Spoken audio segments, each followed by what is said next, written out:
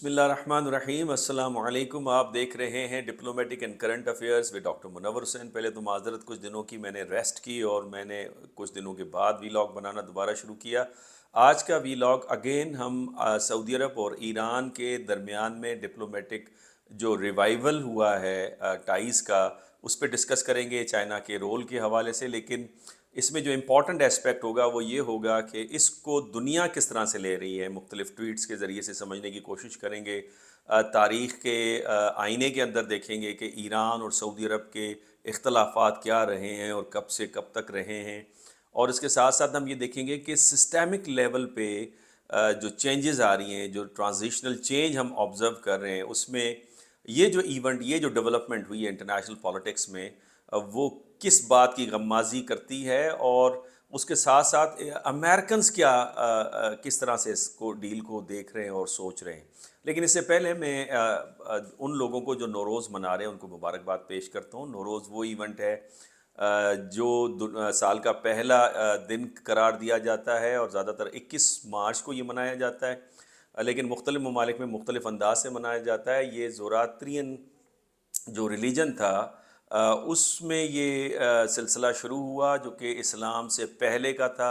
اور بہت سارے لوگ اب بھی اس کو مناتے ہیں۔ اس کی بنیادی وجہ یہ ہے کہ اس سے اسلام کے جو بنیادی عقائد ہیں اس سے اس کا کوئی ٹکراؤ نہیں ہے۔ جس طرح میں نے عرض کیا کہ مختلف ممالک مختلف انداز سے مناتے ہیں۔ مثال کے طور پہ اگر آپ ایران کو لے لیجئے تو وہ 13 دن کی سیلیبریشنز کرتے ہیں، مہمانوں کا آنا جانا، 60 ڈشز سرو کرنا، اور اس کے ساتھ گفٹس کا ایکسچینج کرنا۔ جبکہ آپ افغانستان کو دیکھیں تو وہاں پہ لوگ چھوٹے چھوٹے پودے چھوٹے چھوٹے برتنوں میں لگاتے ہیں اور ان کو اپنی کھڑکیوں کے اندر رکھتے ہیں اور کابلی پلاؤ سے سرو کرتے ہیں۔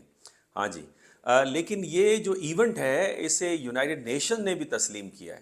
اور یونائٹڈ نیشن نے اس کو امپورٹنٹ کلچرل ڈے کے طور پر لیا ہے، اور اس دن انہوں نے ہالیڈے رکھی ہوئی ہے۔ اب یہ جو ملینز آف پیپل اسے مناتے ہیں، صرف وہ ایران کے اندر نہیں ہے، وہ افغانستان میں بھی اس کو منایا جاتا ہے، آذربائیجان کے اندر، ازبکستان کے اندر، تاجکستان کے اندر بھی اسے منایا جاتا ہے، اور پھر ایشیا کے دوسرے ممالک میں بھی، ایون پاکستان کے اندر بھی لوگ مناتے ہیں۔ تو لہٰذا نوروز کے حوالے سے جو لوگ اسے سیلیبریٹ کرتے ہیں میں انہیں مبارکباد پیش کرتا ہوں۔ آ جاتے ہیں اپنے اصلی مدعے کے اوپر، وہ ہے ڈپلومیٹک جو ٹائز دوبارہ بحال ہوئے ہیں ایران اور سعودی عرب کے درمیان میں۔ وہ بہت امپورٹنٹ ڈیولپمنٹ ہے کہ 10 مارچ 2023 کو یہ وجود میں آیا، یہ ایگریمنٹ۔ اور اس ایگریمنٹ کی خصوصیت یہ ہے کہ اس کے اندر 1997 کا اور 2001 کا جو ایگریمنٹ ہے دونوں ممالک کے درمیان میں، وہ اسے شامل کیا گیا ہے۔ کہا یہ جاتا ہے کہ سفارتی تعلقات کو ودن 2 منتھس قائم کر دیا جائے گا، ایمبیسیز کو کھول دیا جائے گا، اور خطے میں سیاسی، معاشی اور عسکری جو امور ہیں وہ مشاورت کے ساتھ طے ہوں گے۔ اب یہ بھی خبر آ رہی ہے ناظرین کہ جو کہ ایرانیوں نے کسی حد تک کمٹمنٹ دی ہے کہ وہ حوثیوں کی جو عسکری حمایت جاری رکھے ہوئے تھے یمن کے اندر، اس کو وہ ترک کر دیں گے۔ اب اس پوری ڈیولپمنٹ کے کو اگر ہم 3 سطح پہ دیکھ سکتے ہیں، 3 لیولز کے اوپر دیکھ سکتے ہیں۔ پہلا لیول جو ہے وہ ریاستی سطح ہے، اسٹیٹ لیول کے اوپر، کہ جو مختلف ریاستیں تھیں، ریلیجن ایک تھا، نظریہ ایک تھا، لیکن ان کی تشریحات مختلف تھی، اور انٹرنیشنل پالیٹکس میں یہ کہا جاتا ہے کہ جو 2 مختلف نظریات ہوتے ہیں ان کے درمیان میں اتنا گہرا ٹکراؤ نہیں ہوتا جتنا ایک ہی نظریے کے اندر اگر 2 مختلف تشریحات کی جائیں، اس کو اینٹی تھیٹیکل آئیڈیولوجیکل کانفلکٹ کہا جاتا ہے، ان کے اندر تضاد ہمیں زیادہ نظر آتا ہے، ٹکراؤ زیادہ نظر آتا ہے۔ اس کی آپ ایک اور مثال باتھزم کو لے لیجئے۔ باتھزم عراق میں بھی تھی، سیریا کے اندر بھی تھی، اور کسی حد تک ایجپٹ کے اندر بھی تھی، اور تینوں ممالک کے درمیان میں بڑا شدید ٹکراؤ تھا کیونکہ اس کی انٹرپریٹیشن ڈفرینٹ تھی۔ اسی طریقے سے اگر آپ مارکسزم کو لیں کولڈ وار کے دوران میں، تو وہی مارکسزم چائنا کے اندر بھی تھا، وہ مارکسزم آپ کا فارمر سوویت یونین کے اندر بھی تھا، لیکن دونوں کے درمیان میں ٹکراؤ تھی کیونکہ ایک طرف لینن کی انٹرپریٹیشن تھی اور دوسری طرف ماؤ کی انٹرپریٹیشن تھی۔ تو اسلامی جو نظریہ ہے اس کی 2 ڈفرینٹ انٹرپریٹیشنز کی وجہ سے ایک ہمیں ٹکراؤ بنیادی طور پہ نظر آتا ہے۔ البتہ وہ ٹکراؤ کسی حد تک وہ زخم جو ہے، وہ جو گیپ ہے، وہ فل ہو گیا ہے، اور دونوں ممالک جو ہیں انہوں نے ڈپلومیٹک ٹائز اپنے بحال کر دیے ہیں۔ اس میں چائنا نے بڑا اہم کردار ادا کیا۔ خطے کی سطح پہ اگر ریجنل لیول پہ آپ دیکھیں تو اس کا بہت مثبت اثر ہمیں نظر آئے گا یمن کے حوالے سے، بحرین کے حوالے سے، عراق کے حوالے سے، شام کے حوالے سے، لیبنان کے حوالے سے اور اسپیشلی فلسطین کے حوالے سے۔ اس کے ساتھ ساتھ میں سمجھتا ہوں اس میں زیادہ سے زیادہ جو بینیفٹ ہوگا نا وہ انڈیا اور پاکستان کو ہوگا، اسپیشلی پاکستان کو، بیکاز پاکستان کی اکنامک کنڈیشن اس طرح کی ہے جس میں اس کو اکنامک کنیکٹیوٹی چاہیے، اور جو جب اگر رشیا اور ایران، چائنا دو گریٹ پاورز کے طور پہ ایران کے ساتھ انٹریکٹ کرتے ہیں اور پاکستان کا دیرینہ دوست سعودی عرب بھی انٹریکٹ کرتا ہے، تو پاکستان کے لیے آسانی ہوگی کہ وہ ایران کے ساتھ اپنے تجارتی تعلقات کو مزید بڑھاوا دے سکے اور پاکستان کی اکنامک انٹرسٹ کو سرو کر سکے۔ بین الاقوامی سطح پہ اگر ہم اسے دیکھیں تو پہلے ہی ہم آبزرو کر رہے ہیں کہ یو ایس کا ریلیٹیو ڈیکلائن ہو رہا ہے اور ریلیٹیولی دوسرے سینٹرز آف پاورس ایمرج کر رہے ہیں، جس میں چائنا بھی ہے، رشیا بھی ہے، ایون انڈیا بھی ہے، ٹرکی بھی ہے، ساؤتھ افریقہ بھی ہے، ایون برازیل بھی ہے۔ تو یہ ممالک اٹھ رہے ہیں، اوپر آ رہے ہیں، یورپین یونین بھی ہیں۔ تو لہٰذا اس حوالے سے یہ جو ڈیل ہوئی ہے یہ اس بات کی غمازی کرتا ہے کہ جو دوسرے سینٹرز آف پاورس ہیں اسپیشلی چائنا، وہ اپنا اثر و رسوخ اس کا ڈپلومیٹیکلی بڑھتا چلا جا رہا ہے۔ اس میں خود امریکنز کا بھی قصور ہے کہ انہوں نے خود اسپیس دیا۔ جب پریزیڈنٹ ٹرمپ نے امریکہ فرسٹ کی پالیسی لگائی تو اس اسپیس کو چائنیز نے فل کیا۔ تو لہٰذا تینوں سطحوں کے اوپر اس کی ہم اسیسمنٹ کر سکتے ہیں کہ یہ ڈیل کس طرح سے لینی چاہیے، اس کا ریاستی سطح کے اوپر بھی، خطے کی سطح کے اوپر بھی، اور بین الاقوامی سطح پر بھی اس کو دیکھ سکتے ہیں۔ اختلاف کی کہانی اگر ہم دیکھیں تو اختلافات اس وقت شروع ہوئے جب ایران کے اندر انقلاب برپا ہوا فیبرری 1979 کے اندر، اور ایران ایک انقلابی اسلامی نظریے کے ساتھ سامنے آیا دنیا کے اندر۔ اس سے جو امریکہ کی ٹوین پلر اسٹریٹجی تھی جو مڈل ایسٹ میں امریکن افیئرز کو سنبھالتی تھی، ایک طرف سعودی عرب اور دوسرا ایران، وہ ٹوین پلر اسٹریٹجی ٹوٹ گئی، اور اس لحاظ سے سعودی عرب اور ایران کے درمیان میں ٹکراؤ پیدا ہوا۔ سعودی عرب کے اندر پرسیپشن یہ تھی کہ جو لیڈنگ رول تھا اسلامک ورلڈ میں سعودی عرب کا، اس کو وہ تھریٹنڈ فیل ہوا۔ اس حوالے سے 1980 میں پھر ایران عراق کی جنگ 8 سال ہم نے دیکھی، اور سعودی عرب نے سپورٹ کی صدام حسین کی، جو کہ اس وقت ایران کے خلاف ایک جنگ کر رہے تھے۔ اور پھر ہم نے دیکھا کہ 1999 سے لے کر 1997 تک صدر ہاشمی رفسنجانی پاور میں آئے۔ وہ لبرل تسلیم کیے جاتے تھے اور انہوں نے کچھ تعلقات کو بہتر کیا، اور پھر 1997 سے 2005 تک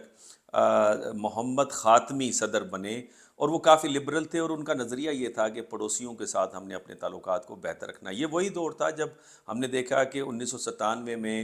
ایک معاشی اور سیاسی اور ثقافتی ایگریمنٹ سائن ہوتا ہے، اور پھر 2001 کے اندر سیکیورٹی ریلیٹڈ ایگریمنٹ دونوں ممالک کے درمیان میں سائن ہوتا ہے۔ 2005 میں صدر احمدی نژاد پاور میں آ گئے، اور صدر احمدی نژاد چونکہ کنزرویٹو تھے، لہٰذا انہوں نے اپنی فارن پالیسی کے اندر ایک ہارڈ لائن اسٹانس کو اڈاپٹ کیا، جس میں ہم نے یہ دیکھا کہ تھوڑا سا سعودی عرب اور ایران کے درمیان میں کھچاؤ پیدا ہوا۔ 2011 میں عرب اسپرنگ اسٹارٹ ہوئی، اور لگتا یہ تھا کہ یہ عرب اسپرنگ جو ہے اسٹیٹس کو چیلنج کر رہی ہے، اور بحرین کے اندر بھی یہ موو اسٹارٹ ہو گئی۔ تو اس دوران سعودی عرب نے الزام لگایا کہ بحرین کے اندر جو عرب اسپرنگ ہے اس کو ہوا یا فیولنگ جو ہے ایران کر رہا ہے، اور لہٰذا انہوں نے اس اسپرنگ موو کو کنٹرول کرنے کے لیے یمن میں اپنا بحرین کے اندر انہوں نے تقریباً 1000 اپنے ٹروپس کو بھیجا۔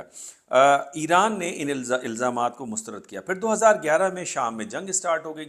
ایک طرف جو سنی باغی تھے ان کو سعودی عرب سپورٹ کر رہا تھا، جبکہ دوسری طرف جو بشار الاسد کی جو حکومت تھی وہ ایران نے سپورٹ کی، اور یہ بڑا امپورٹنٹ ایونٹ تھا اس لحاظ سے کہ امریکنز بھی چاہتے تھے کہ بشار الاسد کی رجیم کو چینج کیا جائے، لیکن یہ ناکام ہوئی ساری موومنٹ، اور اس میں اہم رول خود رشینز نے بھی پلے کیا، اور ایرانی رول بھی اس کے اندر کافی امپورٹنٹ تھا، جہاں پہ امریکن انفلوئنس یا ان کی اجارہ داری کو نہیں، یا ان کی مرضی کی حکومت کو تبدیل نہیں ہونے دیا گیا۔ 2015 میں ناظرین یمن کی جنگ شروع ہو جاتی ہے، اور ایک طرف جو انٹرنیشنلی ریکگنائز حکومت تھی اس کو سعودی عرب کی حمایت حاصل تھی، جبکہ دوسری طرف جو حوثی تھے جو حکومت کے خلاف لڑ رہے تھے ان کو ایرانی حمایت حاصل تھی۔ یہی وہ وقت تھا جب اپریل 2015 میں اس وقت کے صدر روحانی نے ایک ٹویٹ کیا جس میں انہوں نے کہا "Why do you bomb oppressed people of Yemen, destroy infrastructure of a weak country and kill women and children"۔ تو تعلقات کے اندر ایک کشیدگی تھی، اور اسی دوران 2015 میں حج کے موقع کے اوپر بھگدڑ مچی، جس میں حاجی تقریباً 2000 حاجیوں کی ہلاکت ہوئی اور اس میں 400 تقریباً ایرانین تھے. تو ایران نے اس بگدڑ کا الزام سعودی حکومت کے اوپر لگایا کہ یہ ان کی مس مینجمنٹ کی وجہ سے تھی. پھر ہم نے 2016 میں دیکھا کہ بہت مشہور شیعہ عالم سعودی عرب کے نمر النمر، ان کا سر قلم کر دیا گیا بغاوت کے سلسلے میں، جس کی وجہ سے تہران میں بڑے پیمانے پر مظاہرہ ہوئے اور اسپیشلی سعودی ایمبیسی کے سامنے ہوئے، اور کہا جاتا ہے کہ اس میں سعودی ایمبیسی کو اٹیک بھی کیا گیا، جس کے بعد سفارتی تعلقات کٹ آف ہو گئے. اور اس کے ریئیکشن میں جو روحانی رہبر ہیں ایران کے، انہوں نے فرمایا کہ اس کا النمر کا بدلہ لیا جائے گا. 2016 میں ایران نے اپنے لوگوں کو حج میں جانے سے منع کر دیا، اور اسی دوران سعودی عرب نے فارسی میں اپنا ایک چینل شروع کیا تاکہ ایران کے لوگوں کو ایڈریس کیا جا سکے. اور پھر اس کے بعد ہم نے 2017 میں دیکھا کہ سعودی عرب اور اس کے حامیوں، جس میں یو اے ای بھی تھا، بحرین بھی تھا، مصر بھی تھا، انہوں نے قطر کا کٹ آف کیا اس الزام کے تحت کہ وہ ایران کا ساتھ دے رہا ہے اور دہشت گردی میں معاونت دے رہا ہے ایران کو. اس کے بعد پھر ہم نے دیکھا کہ 2019 میں پاکستان، جو کہ یمن کا حصہ نہیں بنا، اس وقت سعودی حکمران کچھ پاکستان سے ناراض بھی تھے. پھر ہم نے سعودی عرب کو گارنٹیز بھی دیں کہ ان کی سیکیورٹی کے لیے جو ہے پاکستانی فورسز اویلیبل ہوں گی، سیکیورٹی ہر قسم کی مدد کی جائے گی. لیکن یہ ایک ریشنل ڈیسیجن تھا پاکستان کا کہ وہ نہ ایران کی سائڈ پہ گئے اور نہ سعودی عرب کے سائڈ پہ گئے. تو پاکستان کی شروع سے ایک خواہش تھی کہ کسی طریقے سے دونوں مسلم ممالک کے درمیان میں پیچ اپ کرایا جائے. تو لہٰذا 2019 میں اس وقت کے chief of army staff general Raheel Sharif نے بڑی ایفرٹس ڈالیں، اور پھر اس وقت کے پرائم منسٹر نواز شریف صاحب نے بھی دورے کیے. بعد میں عمران خان صاحب کی حکومت آئی، تب بھی ہم نے دیکھا عمران خان صاحب دونوں ممالک میں گئے، یہاں تک کہ ہمارے D G I S I بھی گئے. ایرانی حکمرانوں نے اس کو تسلیم کیا سائیڈ نے، جبکہ سعودی عرب کے کچھ کنسرنز تھے، انہوں نے یہ آفر نہیں تسلیم کی. اس کے بعد پھر ہم نے عراق کے اندر بات چیت کے 2-3 ادوار دیکھے، اور پھر ایک ہم نے عمان میں دیکھا. پانچویں دور کے اندر یہ طے پایا کہ کم از کم ہمیں ڈپلومیٹک ٹائز کو ریوائیو کرنا چاہیے. اور پھر اچانک سے ہم نے دیکھا چائنا کے اندر، بیجنگ کے اندر 10 مارچ 2023 کو کہ یہ ڈیل فائنلائز ہوئی، اور اس کے اندر چائنا نے بڑا امپورٹنٹ رول پلے کیا. اور اس ڈیل کی وجہ سے جو اس کی سگنیفیکنس ہے وہ یہ ہے کہ خطے کے اندر جو تضادات تھے اور جو فسادات تھے، دونوں کو کنٹرول کرنے میں یہ معاونت دے گی یہ ڈیل. اور اس کے ساتھ ساتھ جو ایک چائنیز پالیسی ہے کہ جس کے اندر کنیکٹیوٹی ہو، جو پاکستان کی فارن پالیسی کا بھی جو کارنر اسٹون تھا پچھلی حکومت تک، وہ یہ کہ کم از کم کنیکٹیوٹی رہے گی اور ایک اکنامک انٹرڈیپینڈنس رہے گی. اور آپ تصور کریں کہ اگر سعودی عرب اور ایران اور پاکستان اور بھارت اور چائنا، اگر آپ دیکھیں ان کے درمیان میں اگر ٹریڈ ہوتی ہے، تو اس پورے خطے کو کے اندر آپ خوشحالی دیکھیں گے، اور بہت سارے لوگوں کو، ملینز آف پیپل جو بلو دا پاورٹی لائن رہ رہے ہیں، ان کو اس پاورٹی لائن سے اوپر لانے میں یہ معاونت ثابت ہوگی.